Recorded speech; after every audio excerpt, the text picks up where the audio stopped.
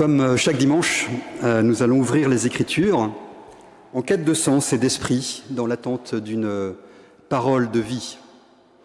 Alors avant de lire, nous prions.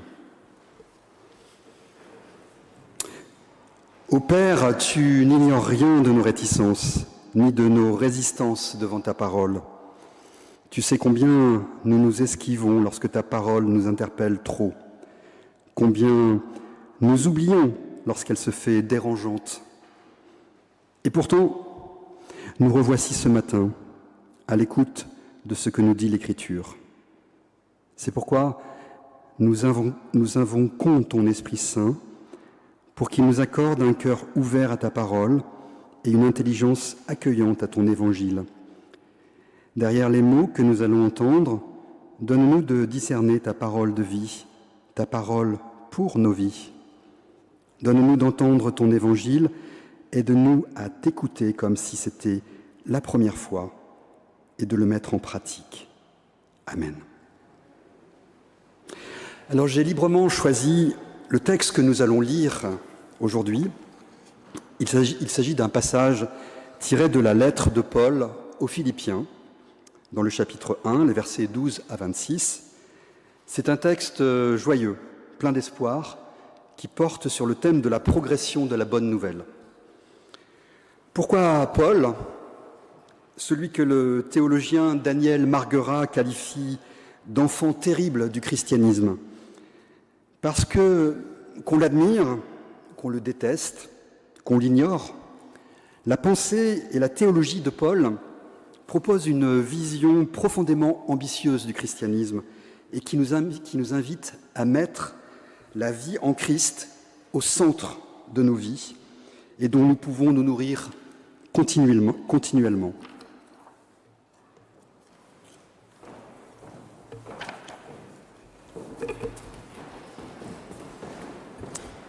Donc voilà, comme cela vient d'être dit, il s'agit du chapitre 1, les versets 12 à 26.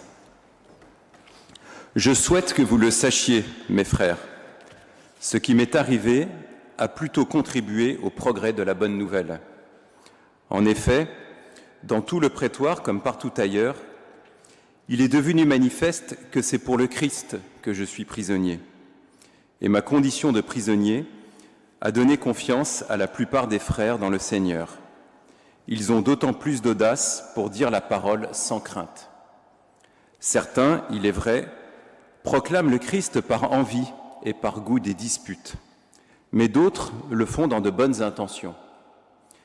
Ceux-ci agissent par amour, sachant que je suis là pour la défense de la bonne nouvelle, tandis que ceux-là annoncent le Christ par ambition personnelle. Leurs intentions ne sont pas pures. Ils s'imaginent ajouter de la détresse à ma condition de prisonnier. Qu'importe. De toute manière, prétexte ou vérité, le Christ est annoncé et je m'en réjouis. Je m'en réjouirai encore, car je sais que cela tournera à mon salut, grâce à vos prières et à l'assistance de l'Esprit de Jésus-Christ. Selon ce que j'attends avec impatience, ce que j'espère, je n'aurai honte de rien. Avec une entière assurance, maintenant comme toujours, le Christ sera magnifié dans mon corps, soit par ma vie, soit par ma mort. Car pour moi, la vie, c'est le Christ, et la mort est un gain. Toutefois, s'il est utile pour mon œuvre que je continue à vivre dans la chair, je ne sais que préférer. Je suis enfermé dans ce dilemme. J'ai le désir de m'en aller et d'être avec le Christ, ce qui serait de beaucoup le meilleur. Mais à cause de vous, il est plus nécessaire que je demeure dans la chair. J'en suis persuadé. Je le sais, je demeurerai auprès de vous tous, encore et encore, en vue de vos progrès et de votre joie dans la foi, pour que vous soyez toujours plus fiers de Jésus-Christ en moi, grâce à mon retour auprès de vous. Seigneur, ta parole est la vérité. Sanctifie-nous par ta vérité. Au Parle-moi, Seigneur, c'est le cantique 2204, page 260, et je vous invite à chanter la première, la deuxième et la troisième strophe. Et je vous invite à vous lever, pardon.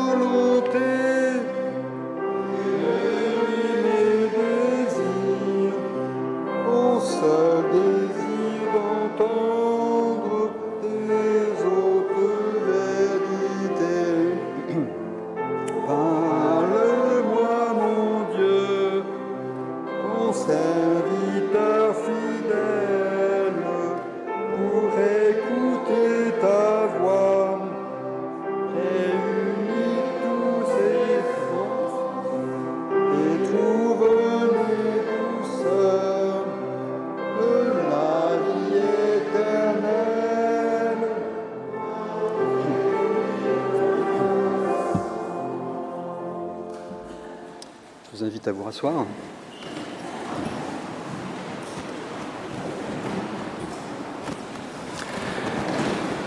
Je dois avouer, sans doute comme vous, que la première lecture de cette lettre de Paul aux Philippiens m'a quelque peu désarçonné.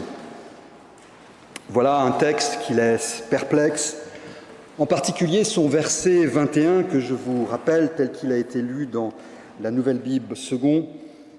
« Car pour moi, la vie, c'est le Christ, et la mort est un gain. » Ou selon la version de la Tobe, « Car pour moi, vivre, c'est Christ, et mourir m'est un gain. » C'est un verset qu'on utilise parfois comme parole de confiance au bas d'un avis de décès. Serait-ce une exaltation de la mort qui dévaloriserait la vie ici-bas, en quelque sorte une consolation devant une vie parfois trop difficile?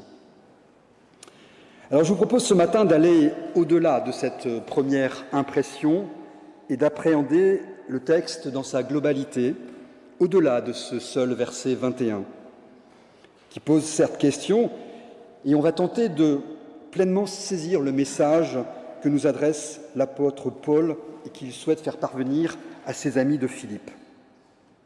Ce qui me frappe à la lecture de cette lettre, c'est deux choses. C'est d'abord à quel point Paul met son espérance dans le Christ, que résume pleinement le Christ, c'est ma vie, mais surtout l'importance qu'il accorde à la proclamation de l'Évangile, et cela à tout prix, y compris au prix de sa mort, si cela est nécessaire. Alors d'abord, peut-être quelques éléments de contexte, pour ensuite commencer à donner quelques clés. Philippe, puisque la lettre est adressée aux Philippiens, c'est une ville qui se trouve en Macédoine, au nord de la Grèce actuelle.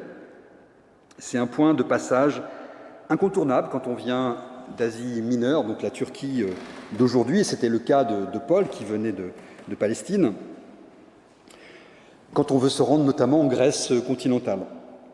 C'est une ville nouvelle qui a été construite par les Romains, qui occupent cette région depuis 2 siècles. C'est l'ancien royaume d'Alexandre le Grand. À Philippe, Paul se trouve dans une petite Rome. C'est une ville peuplée pour moitié de Macédoniens et pour moitié de colons romains, essentiellement des vétérans, soldats cultivateurs. La ville jouissait du statut de colonie, donc la langue administrative était le latin et le droit celui de Rome. Et il s'y trouve une petite communauté juive, et c'est une communauté qui a une place à part dans le cœur de Paul, car il y a vécu des expériences fortes, notamment la conversion de Lydie. C'est une femme qui est touchée par la prédication de Paul et qui lui demande le baptême. Elle sera la première convertie d'Europe. Et alors cette lettre que Paul adresse aux chrétiens de Philippe est pleine d'affection. Au moment où il écrit cette lettre, Paul se trouve probablement à Rome et il est en prison. Autour de lui, il y a des gens hostiles, y compris certains évangélistes chrétiens, qui rendent sa captivité particulièrement pénible.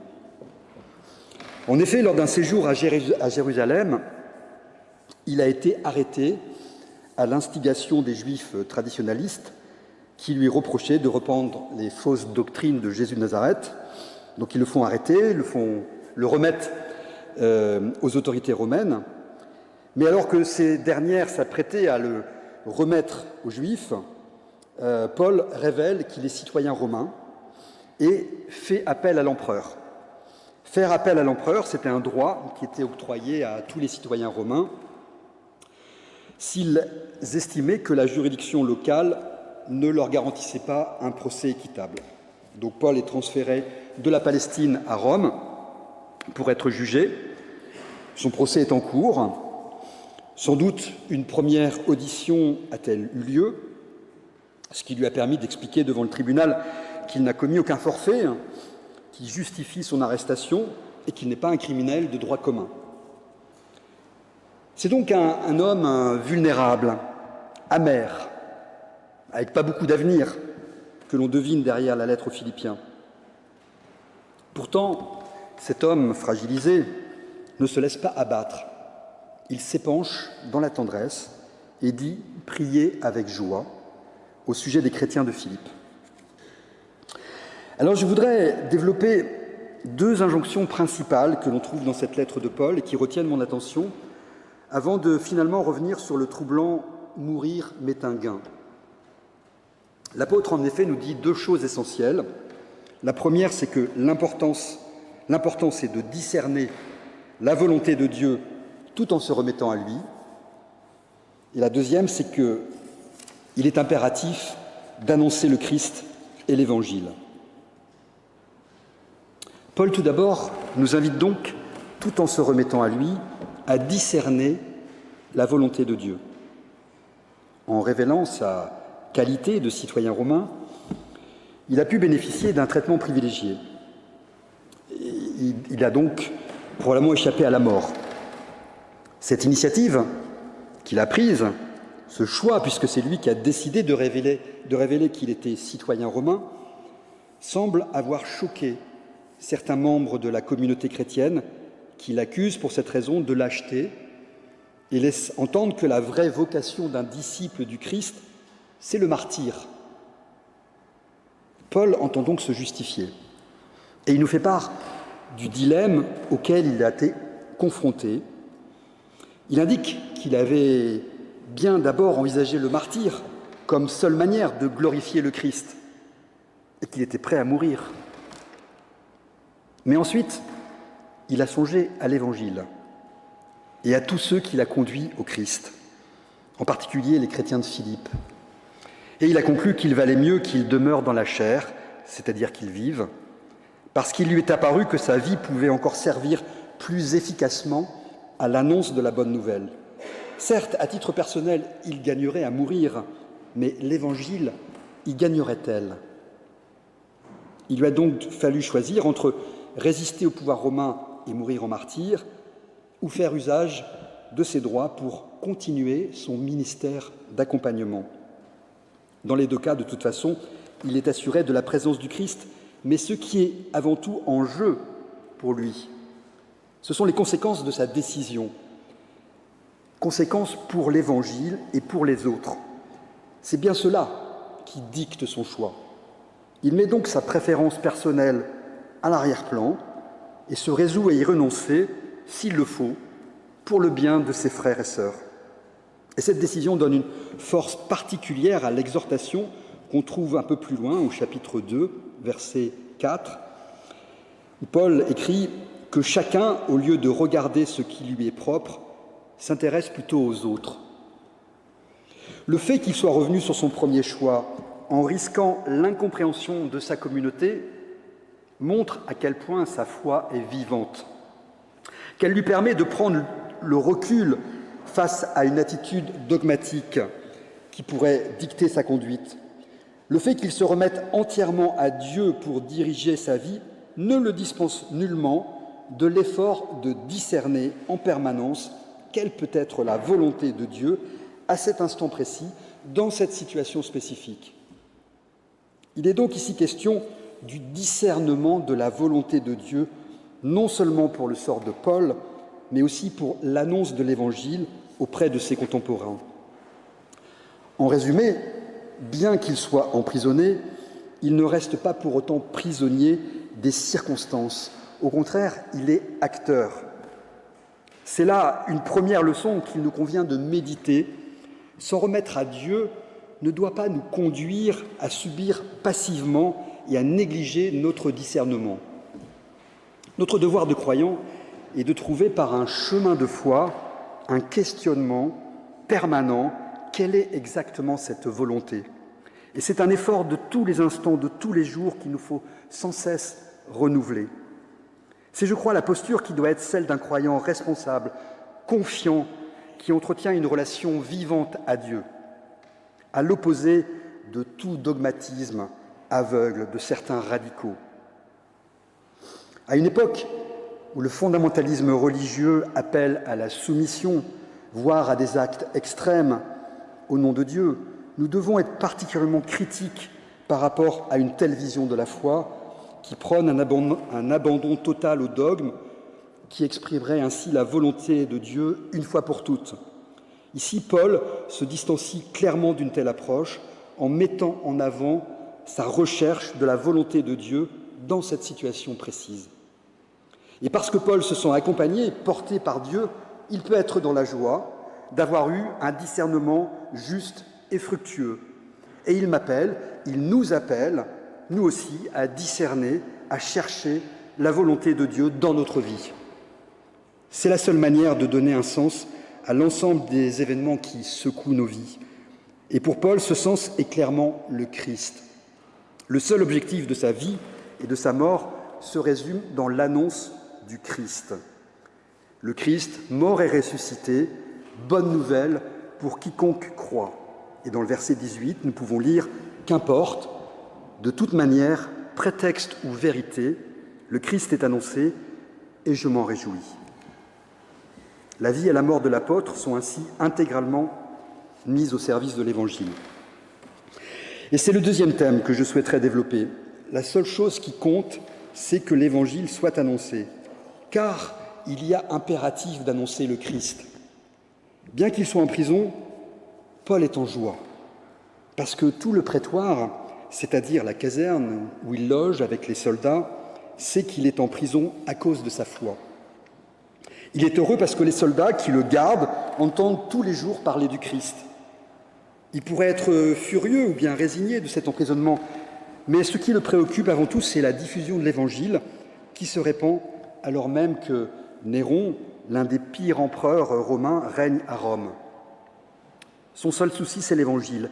Sa question est bien celle du témoignage à rendre concrètement au Christ dans une situation de menace et de critique, venue à la fois de certains frères, mais aussi des autorités politiques. Pour Paul, il n'y a pas d'autre justification pour son choix de révéler le fait qu'il est romain et d'obtenir un traitement privilégié que celle que toute sa vie est au service du Christ. Sa joie procède de ce constat que cette décision, elle a porté ses fruits. Alors que son procès est en train de s'enliser, tout le prétoire se trouve comme réveillé par sa révélation. De même, la communauté chrétienne de la ville, jusque-là paralysée par son arrestation, trouve le courage de la prédication. Songez qu'à l'époque, à Rome, il y a 7 synagogues, et Paul, dès son arrivée, avait prêché auprès de cette communauté. Après un premier moment de découragement, tous ces chrétiens, donc qui sont constitués de juifs romains convertis au christianisme, ils sont fortifiés dans leur foi et encouragés à témoigner par l'attitude de Paul. L'emprisonnement ne fait donc finalement que contribuer à la propagation de l'Évangile dans cette ville païenne, et loin de freiner l'évangélisation, elle ne fait que l'accélérer.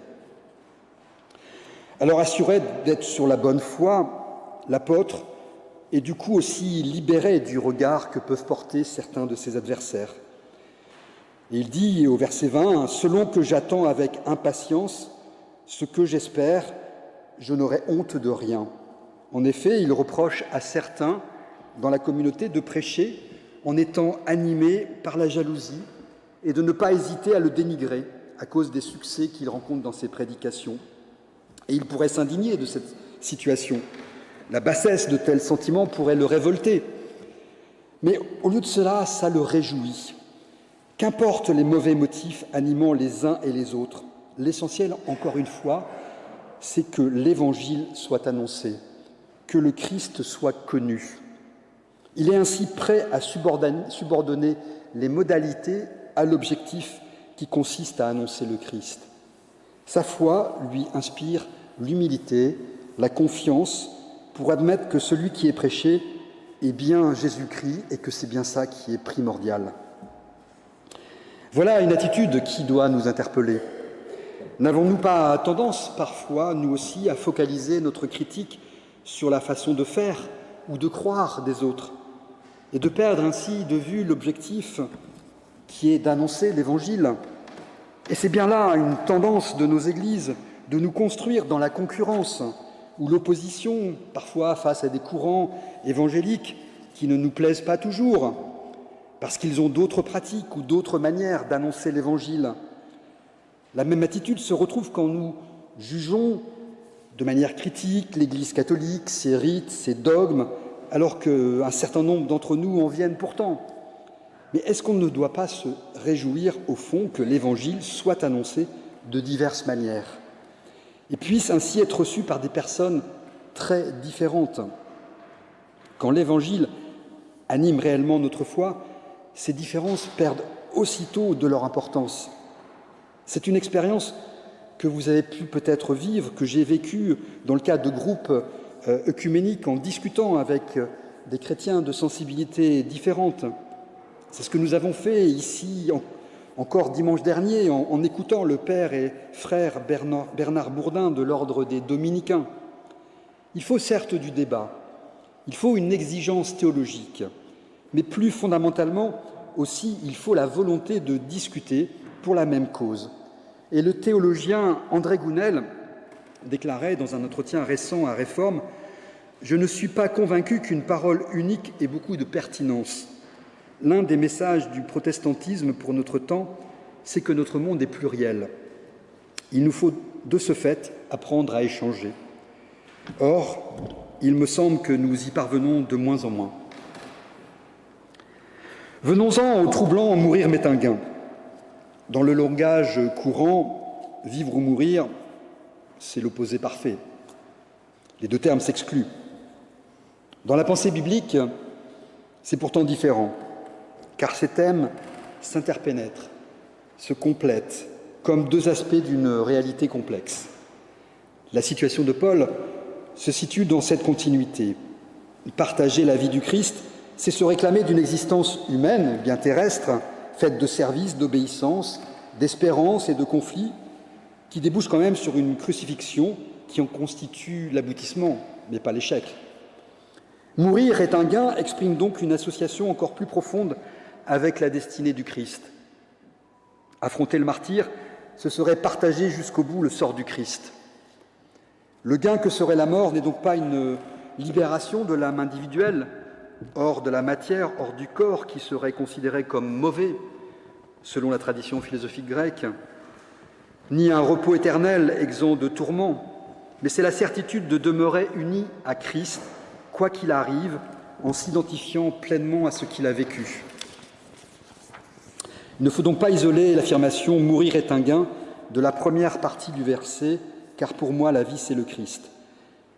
Isoler ces deux affirmations, ce serait tordre le sens du message. Il ne saurait donc y avoir d'autre finalité de la vie, nous dit Paul, que Christ qui est plénitude de vie. Christ, c'est à la fois la résurrection et la croix. Paul se pose en témoin d'un Seigneur qui a traversé même la mort. Au fond, car pour moi la vie c'est le Christ, peut aussi signifier « je ne suis donc plus seul, je suis membre de l'Église, je vis entouré de frères et sœurs, que vais-je faire pour eux, avec eux ? Et si vraiment je ne peux plus rien, je demeure dans le cœur de Dieu, c'est ma ferme espérance, et même si je ne le sais plus, Dieu le sait pour moi. Cette certitude ouvre une vie, une existence possible, quoi qu'il arrive. Il y a enfin un dernier aspect de cette lettre que je voudrais souligner avant de conclure. Ce qui tiraille Paul dans son choix entre la vie et la mort, entre le martyre et le procès, c'est qu'il souhaite continuer d'encourager et d'accompagner ses frères et sœurs de l'Église. Ce qui fait aussi sa joie, c'est que d'autres que lui se tournent vers Jésus et progressent dans leur marche vers celui-ci. Alors il parle de relation, de communion, de sa responsabilité envers ses paroissiens de Philippe. Non seulement il veut que ses frères sachent ce qui lui arrive, c'est le verset 12, il compte sur leur prière, c'est le verset 19, mais il veut rester à cause d'eux, c'est le verset 24. Il sait au fond qu'il n'a pas en lui-même les moyens d'une fidélité sans faille à Dieu et qu'il peut être faible, lui aussi, parfois. Sa réflexion a son pivot dans la communion des saints, au sens de ce qui relie les croyants au Seigneur et entre eux. Et le pasteur Claude Schwab écrit « L'être humain est relationnel où il n'est pas. Je ne m'appartiens pas exclusivement. Fondamentalement, j'appartiens à Dieu. Fondamentalement, j'appartiens aux autres.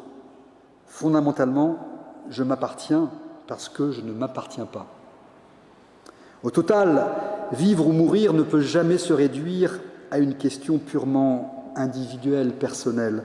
Ce sont bien les relations avec nos frères qui nous font vivre. Paul nous appelle donc également à donner réalité et épaisseur à cette communion des saints, à l'échange et la prière avec nos frères et sœurs, à la communauté, à l'attention qu'il nous faut porter dans notre vie paroissiale aux malades, aux isolés, aux plus faibles et aux migrants. Quand je fais mon propre bilan, je dois relire mon histoire en tenant compte de ces relations, de ce tissu qui m'entoure, qui m'a formé, qui me porte, de ce lien que j'ai su créer avec les autres, et pas seulement mes propres succès et mes performances. Quand il ne reste plus rien, il reste encore la prière pour ceux que nous aimons et celle de ceux qui nous aiment.